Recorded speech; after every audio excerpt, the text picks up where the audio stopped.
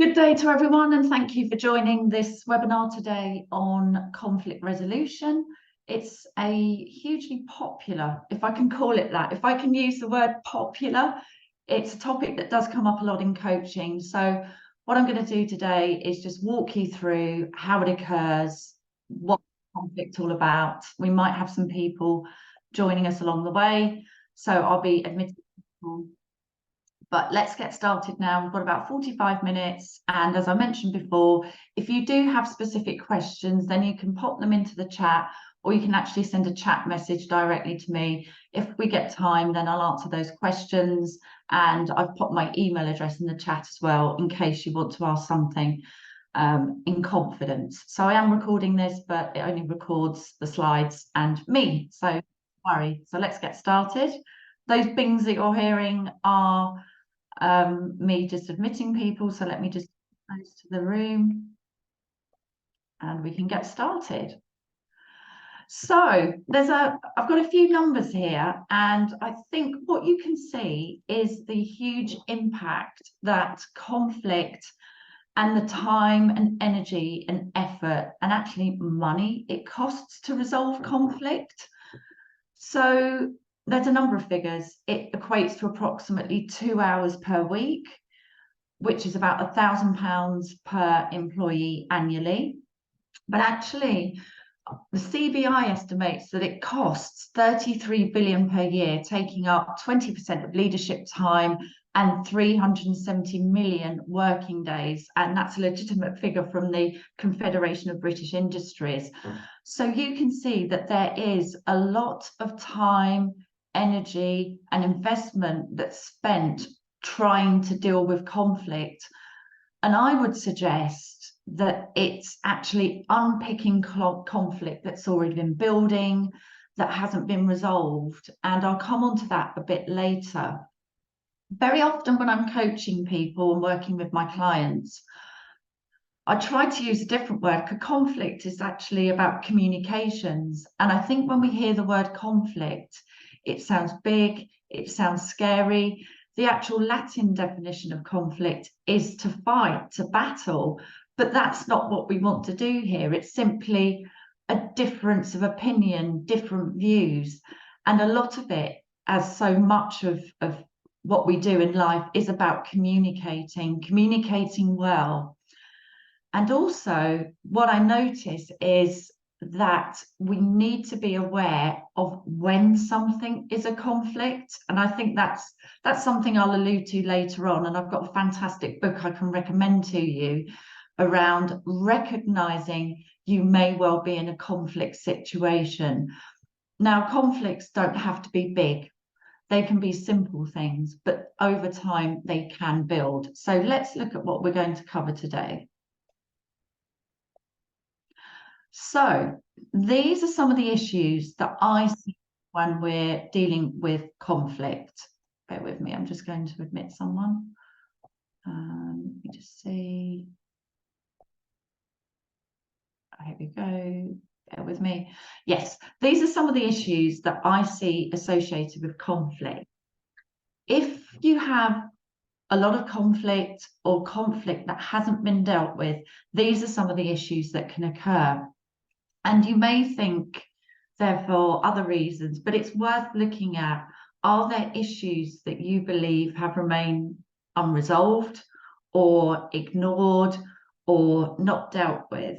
So conflict and not resolving conflict or not communicating effectively as a team can have an impact on an individual, and that might be you.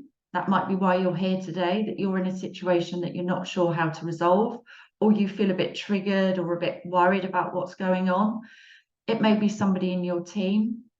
It may be part of the wider organization functions. You know, we're all working in a very matrix, well, not all of us, but many of us are working in what we call a very matrix way, where we're working with different functions and different teams, all of whom have different cultures, different processes, different ways of dealing with things.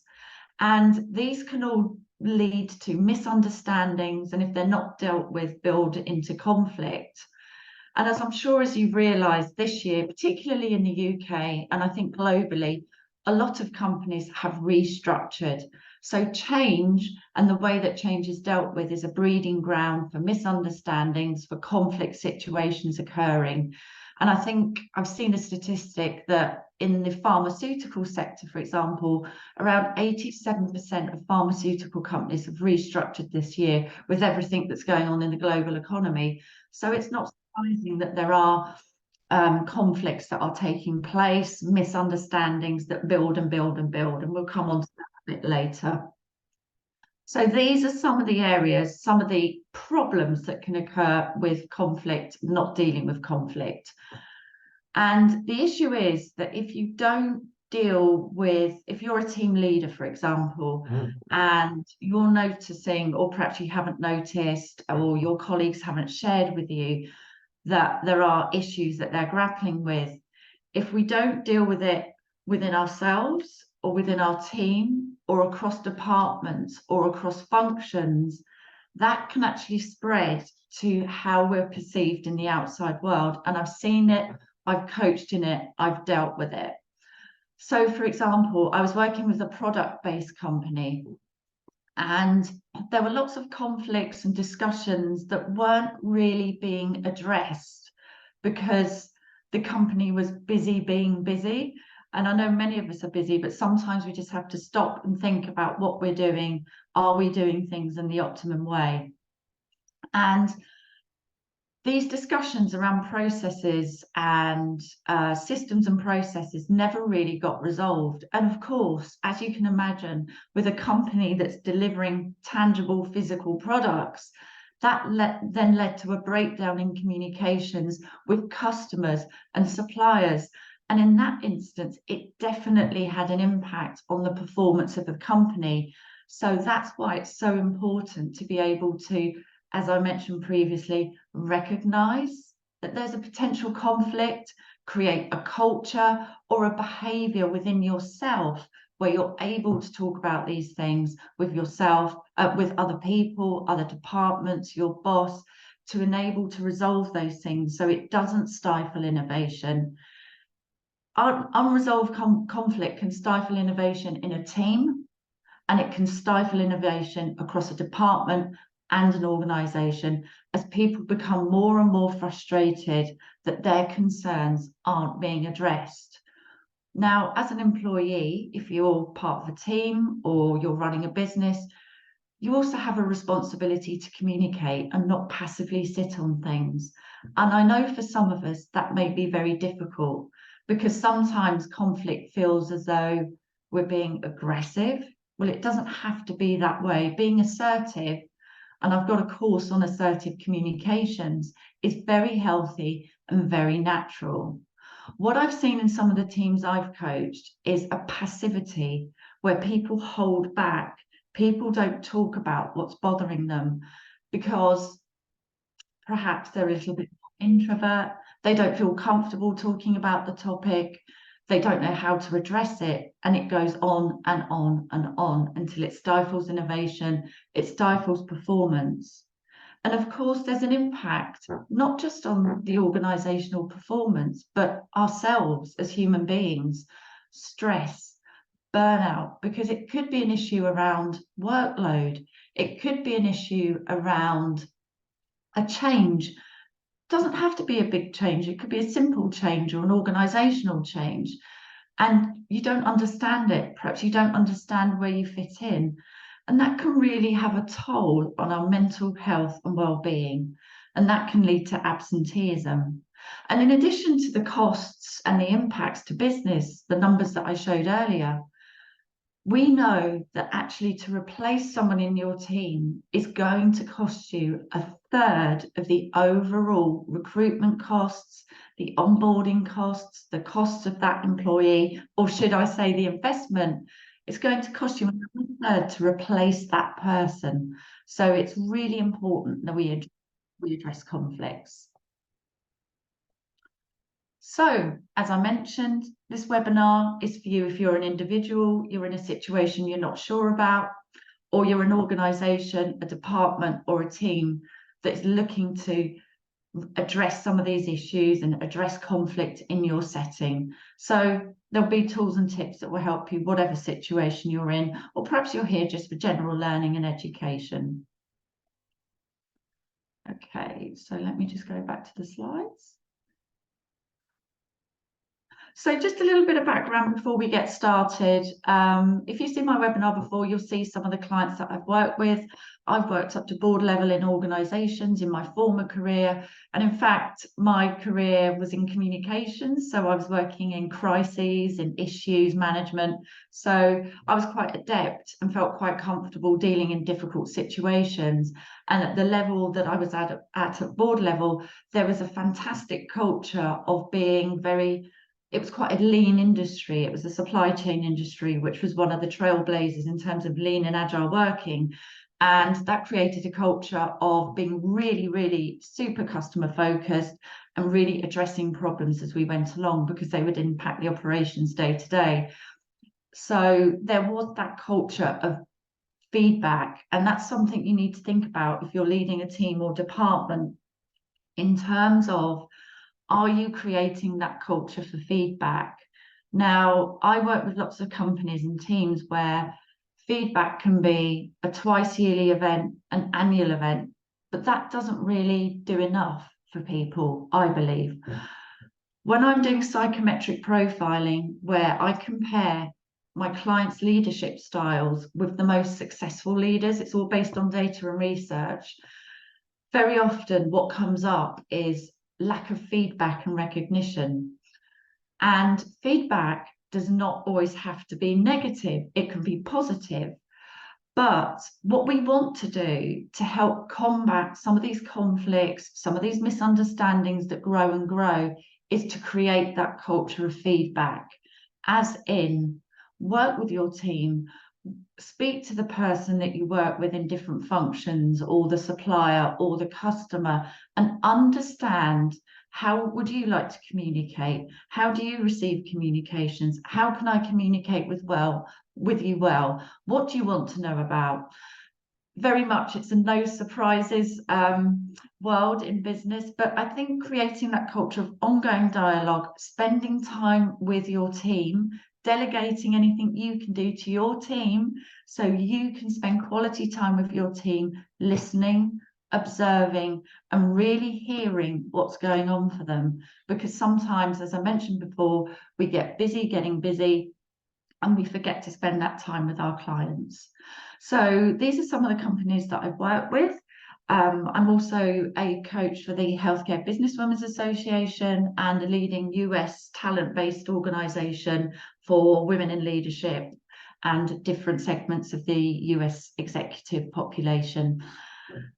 Now, I shared an example previously of a product-based company that I was working with in terms of some of the conflicts, the misunderstandings that were going on, and as I mentioned, conflict can be something very specific, or it could be, I just don't get on with this person. I don't get on with them at all. And there's a recurring issue and it's building.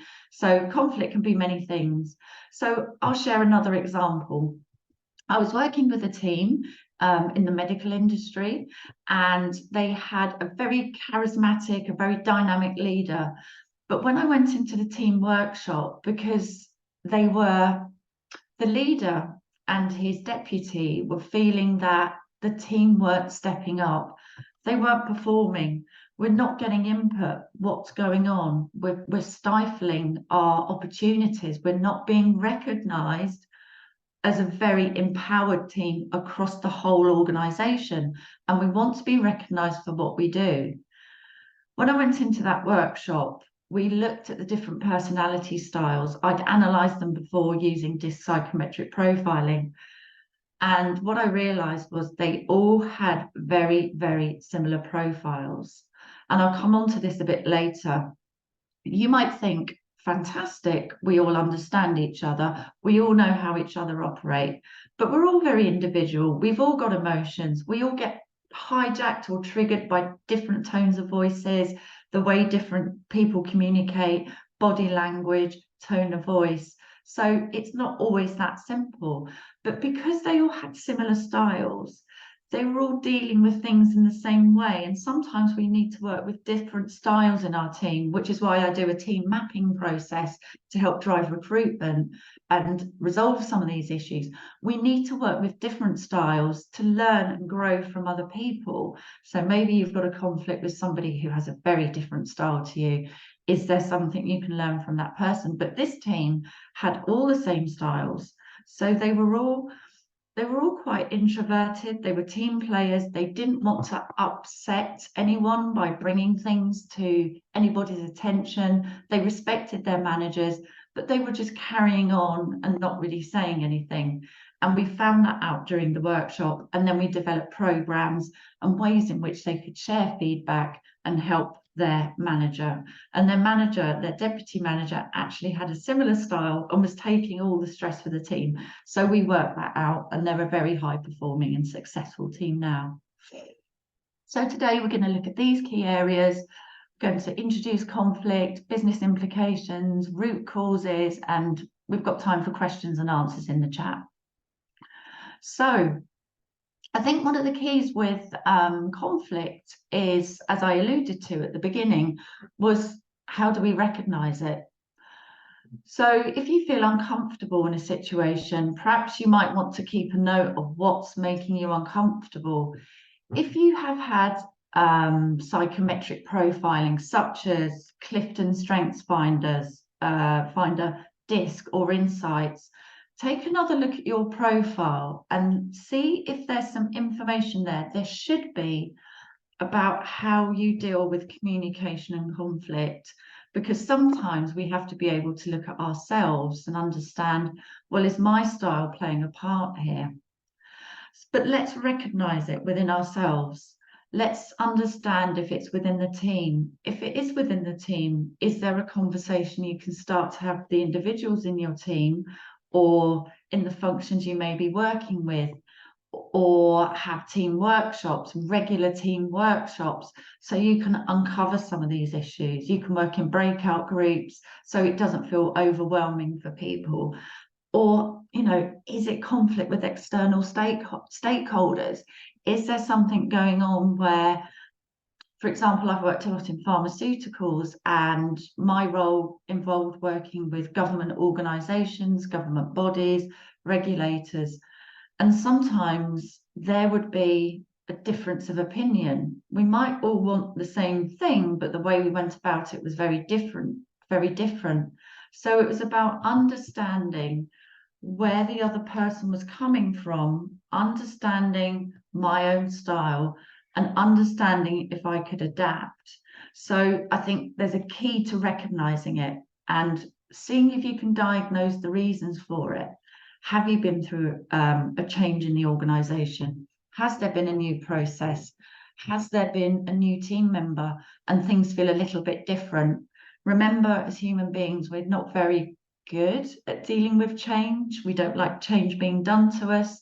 So is there something you need to articulate? Because if we withhold and keep small and don't say anything, we're not really helping ourselves. We're not helping the organization. We've talked about some of the repercussions, and then what we need to do is create a plan to deal with it. Now, I'm going to say here as a bit of a health warning that sometimes we may need to get HR involved. I've been in that situation myself with a team member in the past. It's not particularly comfortable, but if you've got an HR team and you feel this is escalating, you feel you need some help, speak to a coach, speak to a mentor. But if you feel it's an ongoing performance management issue or a breach in conduct, then that is something you would need to speak to HR about. It's not a simple matter that can be diagnosed or dealt with within the team. Try and deal with it yourself in the first instance, but I'm sure within your organisation, or people that you can have a confidential discussion with to talk about what may be necessary. And what I also like to say is that with conflict, if it's handled well, it can be really, really empowering.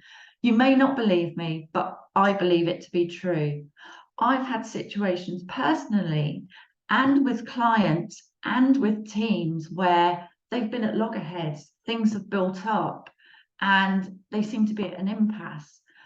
And when we've had an open conversation, and particularly when we've looked at things like psychometric profiling, processes, communication styles, perceptions, assumptions, then what I've realized is actually this is a catalyst for growth, because I've heard my clients say, I didn't realize that. Oh, I didn't know that. Or, oh, that's what you mean when you say it that way. Or, actually, I'd prefer to be communicated with in this way. And that is a conversation. That is a conversation. So they can be a catalyst for growth. And even with clients or suppliers, there may be something that you can work with your customers, with your suppliers to address some of these issues. So it can be, believe you me, a catalyst for growth. So some of the root causes, and the reason why there's a picture of snow is that I feel that conflict is like many other things in life that don't get resolved. It's, if you think about a snowball rolling down the hill, it gets bigger and bigger and bigger and bigger. So here are some of the root causes, and some of these I've already touched upon. The underlying issues, what can we diagnose? What do we notice about the interactions? Are there some commonalities? Keep a note of all of these things, not to throw back at someone, but for your own observation. And also what I'd like you to do is think about your own style. As I mentioned, if you've got profiles, psychometric profiles, use those. But actually, maybe keep a note of, oh, actually, I'm noticing that I react quite badly to this situation, or I feel like this during these interactions. What is that about? Is it something to do with my style that I need to grow? Or am I making assumptions? Or actually, do I need to find a new way to work with this person? So is this common? Is it between you and your boss, you and your team, or a wider organizational issue? Because it can be a cultural piece from the top down, for example. Let's check our assumptions. Let's check when we go into interactions with people and we're fearful, sometimes that fear comes across and we can act defensively, and we don't want to do that. And we can be passive. We don't want to do that. We want to find a way to be assertive and confident in what we're saying. So let's check our intentions. If you do have to deal with a conflict or some feedback that isn't positive, let's just say that, but I still believe that there's always two sides to a story. For example, what's your intention? Your intention shouldn't be to go in and make somebody else feel small. The intention should be first to understand, as they say, seek to understand, and think about the message that you want to deliver, and are you making assumptions? I've already touched on personality styles. I've already touched upon issues that have have not been resolved, and that lack of feedback. Sometimes when we hear the word feedback, quite a lot of people get really fearful about that. It's not pleasant. You think of the worst. If you're going to give someone feedback, then please just give them adequate notice and let them know, speak to them and talk about having a feedback session, and don't leave that session months down the road, because you're going to have a very disengaged employee. You may be disengaged yourself. If it's you that's in a conflict then, or a difficult situation, then speak to your boss, get it resolved quickly. Let's not sit on it until it builds and builds and builds, and all these internal dialogues and feelings are building up inside of us. So have those feedback sessions. Misunderstandings I've talked about, and a lack of listening skills, the lack of skills to negotiate or understand or communicate in the right way. And I've got a course that addresses all of these things, which I'll allude to at the end. As human beings, we can often avoid things, and avoiding things only puts them off and makes them bigger. So take a deep breath. Think about, well, how would I like someone to deal with this with me, and see if you can adopt some of that in terms of dealing with the particular conflict. And what we don't want to do, and relates to the intent, we don't want to go in with an I win, you lose mentality. In virtually every feedback session I've seen, there's always two sides to a story. For example, if it's two people, you both own 100% of that conversation. It's not 50-50. You need to be 100% present and dealing with that situation. So I don't want anyone here, I'm not suggesting you do, to be going in with a I win at all cost mentality. I'm sure you don't, but we have to come to some kind of win-win situation for yourself and the business. Here are some of the root causes. Now, I talked about some of the problems you might be noticing earlier on when I started, but here are some root causes. This isn't everything, and you'll get a copy of these slides afterwards and a recording, but here are some of the issues that I see. Classic example, not having defined goals or role profiles, and then that leads to treading on people's toes, personality clashes.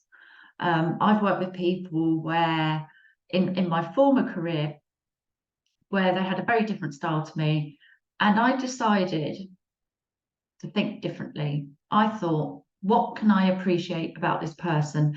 Now, in no way am I condoning bullying or harassment, but sometimes people just have a very different style. Some people are better at working with processes and data. Some people are better at working with people, and some of us are in between.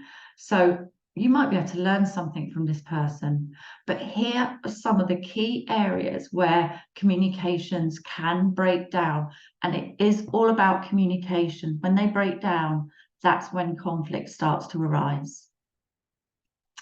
So let's move into a little bit of solutions and strategies, and I've got some more tools and examples and things I can share with you as we go through the rest of the webinar. I talked before about giving feedback and how it strikes fear into people. So please don't leave it too long. Create a culture of feedback, even if that's you having to manage upwards and influence your manager, of sharing feedback, sharing examples. It's not just about what's going wrong, but what's going right. Perhaps it's what's going right and could be better. It's all about conversation and communication. And as mentioned, conflict can feel a big, scary word. So pick the right time, pick the right place, pick the right people. If you do need to involve somebody else, I always recommend trying to sort it out between the two of you, or if you're leading a team, you and your team having an offsite, a working session. I've done plenty of those. I've led plenty of those, and get to the right issue. Now, this is very much if you're leading a team about your one-to-ones with your team, making time for them. And sometimes within a group environment, you can ask as many times as you like, please speak up. And some people won't, because they're reflective thinkers. They need a bit more time during the meeting or afterwards to reflect. So make sure it's the right format, the right time, and the right place. Agree that with your team. Ask your team what they would like. Agree the outcome, whether that's you individually or within a wider context or a client. What is the outcome you wish to achieve? And that ideally should be something positive. When you are discussing this conflict with somebody, ask questions. Let's not make assumptions, because sometimes we base things on our own experiences, our own preferences, and we need to ask questions to really understand the other person. Not why did you do that, but could you talk to me about what was going through your mind then? And what were you thinking about this particular situation? Or how do you think we could do this better in the future? Those are just a few examples, but ask questions to understand the real issue. You might be disagreeing about different things completely. Ask questions, and when you get the answer from somebody, then summarize. Okay, so what I heard you say was, we don't want anything that says, well, you did this, you do that. Let's be a bit more delicate, a bit more tactful about this. You know, we have to work with different personality styles. So summarize and then give your point of view. Well, I thought the interaction went very differently. And the other person can then do the same, ask questions, summarize, and then you both summarize, reflect, agree a way forward, and then perhaps you might want to document that. And that's where I've seen those sessions work really well. I've had to mediate them in the past. Those sessions work really, really well for coming to a solution. So active listening, open dialogue sessions, open questioning, not doing it. I've seen it, believe you me, I have seen it and I've experienced it myself. Many years ago, I had someone actually completely bore me out in the middle of the room, and I just remained very calm. There was a lot of people looking very surprised at that person, and that person who did that had a track record, but nobody had addressed it. So that person had been allowed to get away with thinking that that's acceptable professional behaviour. So I scheduled a time to have a coffee and talk to her and understand from her what her issues were. And then in that particular instance, I had to say to her, look, because it was bullying, really. I had to say to that person, this is how I'd like us to communicate. What do you think? Oh, okay. And I had to sort of set a boundary that if that happened again, I would be taking it further. So you might have to do that and be comfortable with that if it is bullying or harassment. If it's a bigger issue, you can also create a work stream, a project, an agile team, a scrum, just to deal with that situation, because it might be a recurring issue in the business that you've just not had time to resolve. And if somebody's really passionate about it, then that's a great growth opportunity for a member of your team or yourself to say, look, I'm noticing this, and see if you can come together as a team. And as I've mentioned, culture of feedback. Now, this model is called the Kilman model, and I hope you can see it okay. But what we've got in the middle, you can see we've got compromise. It's where we decide what we're prepared to let go of or compromise on. Now, a word of warning, sometimes, yes, we do have to be flexible, particularly in our business lives, but don't agree to something that you're not happy with because you'll resent it later. So what we have here are different styles in which people deal with conflict. So what we've got here are 4 different boxes. Some people who are high on the cooperative end of the scale will accommodate, and that's fine, but are you over accommodating? Some people that are low on cooperation, they might avoid the situation, and I talked about that at the beginning. In terms of avoiding things only makes them worse, and as human beings, we're quite good at avoiding things. If you're higher in terms of assertiveness, you might find that you get very competitive, very combative about dealing with conflict. And that's the I win, you lose scenario. And that's not what we want. That's not what you want for your career, your professional reputation, your team, or your business.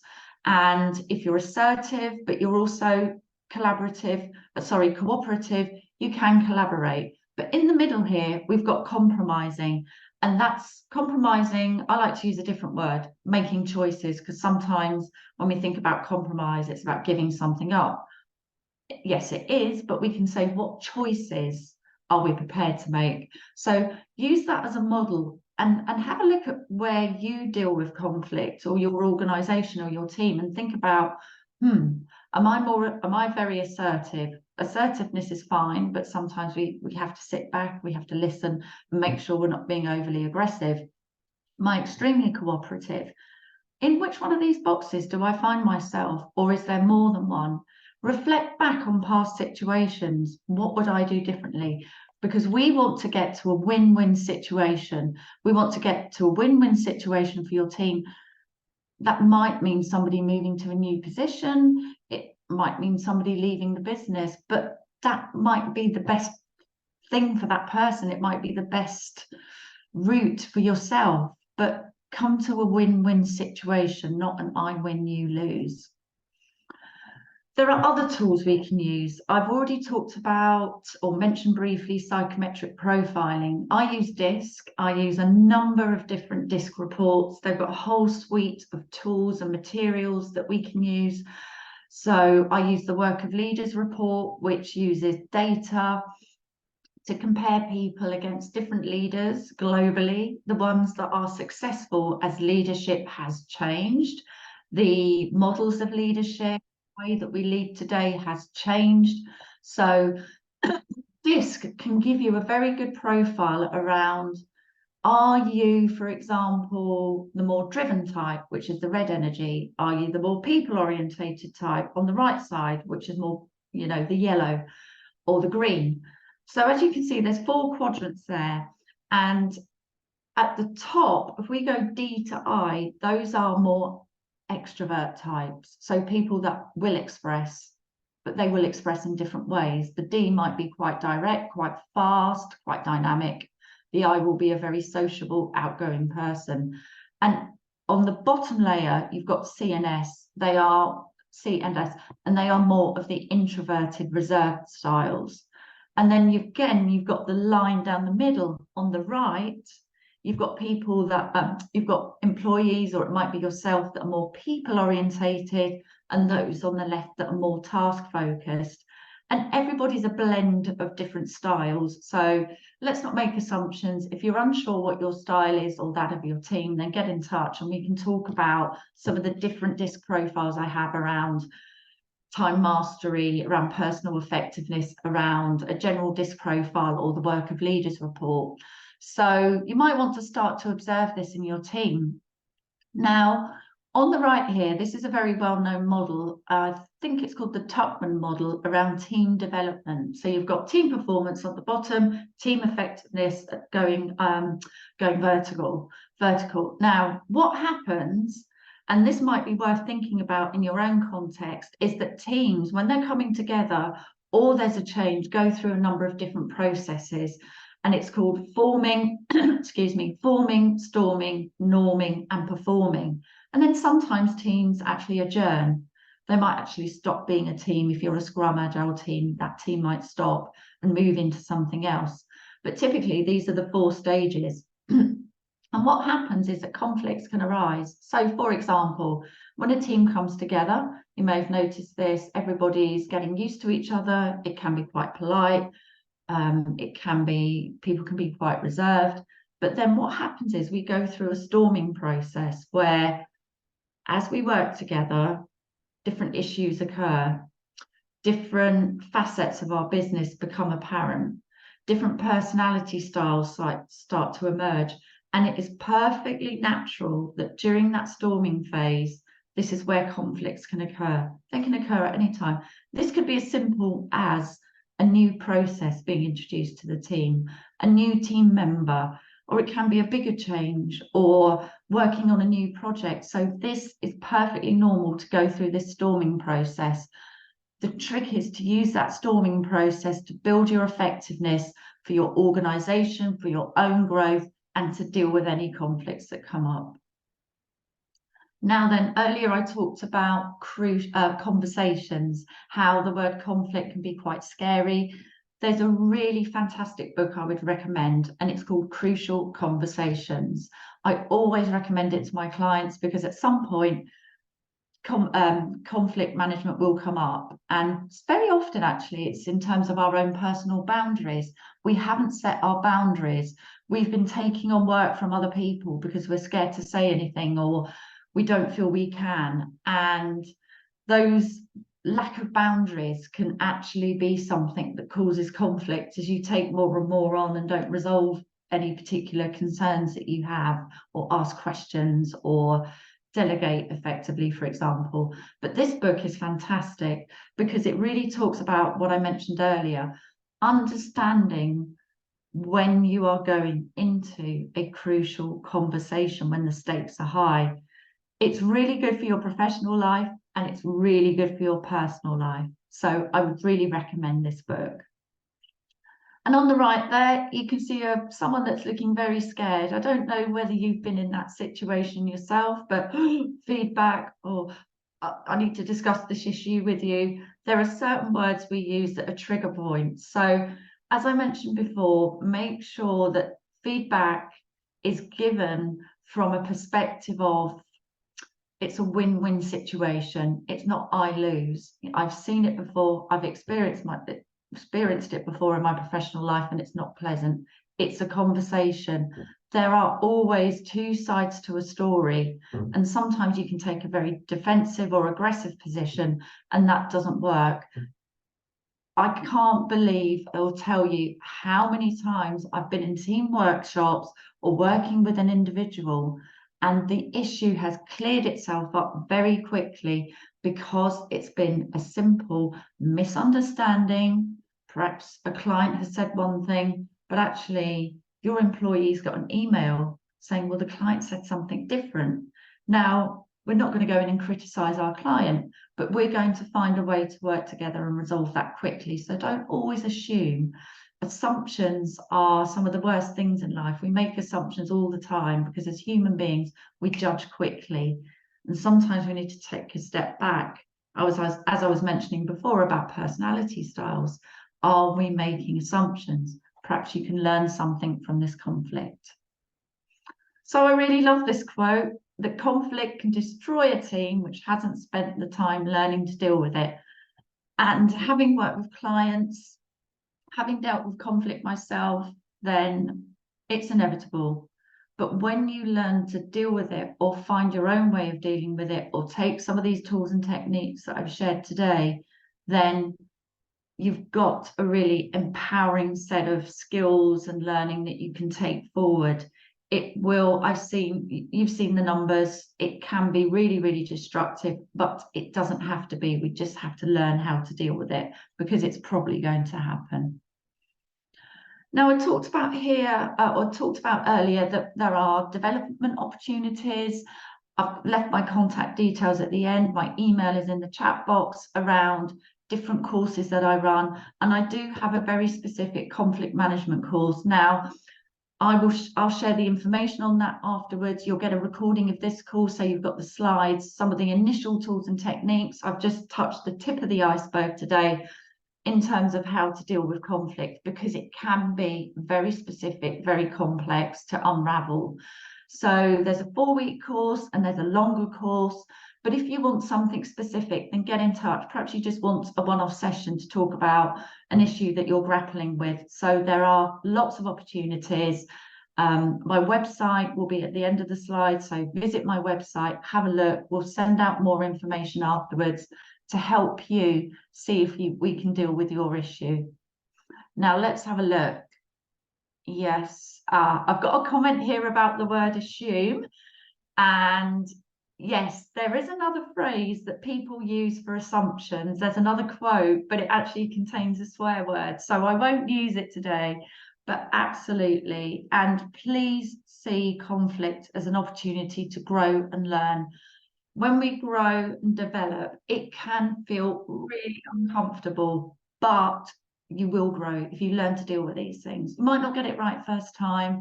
If you mess it up, make amends, speak to somebody. And remember that sometimes in the world of work, we're working with people that we might not usually associate with or deal with, but we have to think of what's best for our career, our reputation, the reputation of the business. And you can still respect people whilst having a different style. You can still respect your differences. So that's been a walkthrough of conflict, some initial tools to get you started, some development opportunities to help you. So all it leaves is for me to say thank you for joining me today. It's been a pleasure sharing this topic. It's super common. So if you are struggling, don't worry, you're not on your own. And I'd love to hear from you. If you've got any comments, any questions, you're interested in resolving a conflict, but also if you've got a suggestion for future webinars, future topics you'd like me to cover, then please get in touch. Thanks for your time today, and have a great rest of the day or evening, depending on where you are. Let's just have a look at the chat. Absolute pleasure. Lovely to be on here and share this with you. Have a fantastic rest of the day, evening, morning, wherever you are. Thanks a lot.